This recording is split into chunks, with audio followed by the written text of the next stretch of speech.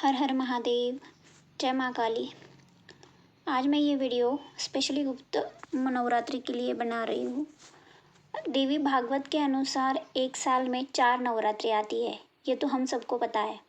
उनमें 2 सामान्य नवरात्रि होती है जो कि चैत्र महीने में या फिर आश्विन महीने में आती है, और जो बाकी 2 नवरात्रि होती है उन्हें गुप्त नवरात्रि बोलते हैं, जो माघ और आषाढ़ के महीने में आती है।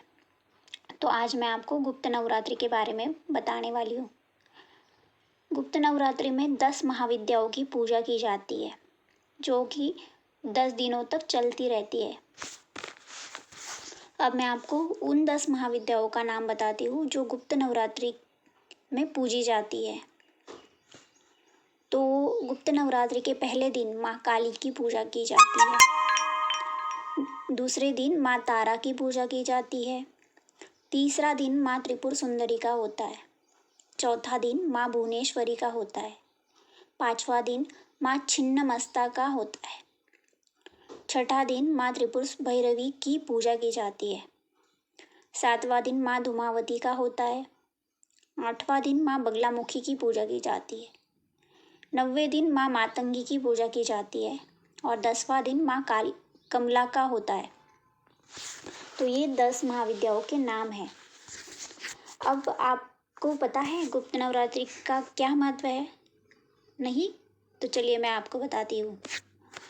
गुप्त नवरात्रि, जिसे हम 10 महाविद्या नवरात्रि भी बोलते हैं, एक वर्ष में 2 बार गुप्त नवरात्रि आती है, माघ और आषाढ़ के महीने में।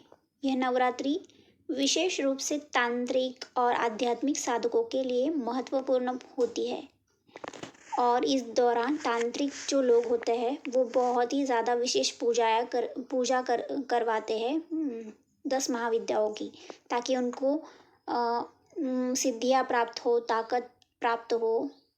इसलिए इस दौरान 10 महाविद्याओं की पूजा करके भक्त अपनी आध्यात्मिक यात्रा में उन्नति कर सकते हैं और विभिन्न अपनी इच्छाओं को, सिद्धियों को प्राप्त कर सकते हैं। अब गुप्त नवरात्रि में क्या करें, ये भी सवाल आपके मन में आया होगा। तो चलिए मैं बताती हूँ। गुप्त नवरात्रि में 10 महाविद्याओं की पूजा करनी चाहिए। आपको जिस भी भगवान महाविद्या के ऊपर ज़्यादा अट्रैक्शन होता है आप कर सकते हो, बट 10 महाविद्याओं की पूजा की जाती है। गुप्त नवरात्रि में 10 महाविद्याओं के मंत्रों का जाप आप कर सकते हो, उनकी स्तुति करो, अपनी आध्यात्मिक ऊर्जा बढ़ाने के लिए ध्यान करो, 10 महाविद्याओं का साधना करो, सात्विक भोजन आपको ग्रहण करना है, आप चाहो तो उपवास भी कर सकते हो, दुर्गा सप्तशती का पाठ कर सकते हो, आप दुर्गा चालीसा पढ़ो ताकि देवी माँ खुश हो जाए। अंतिम दिन अगर पॉसिबल हो तो हवन भी कर सकते हो आप।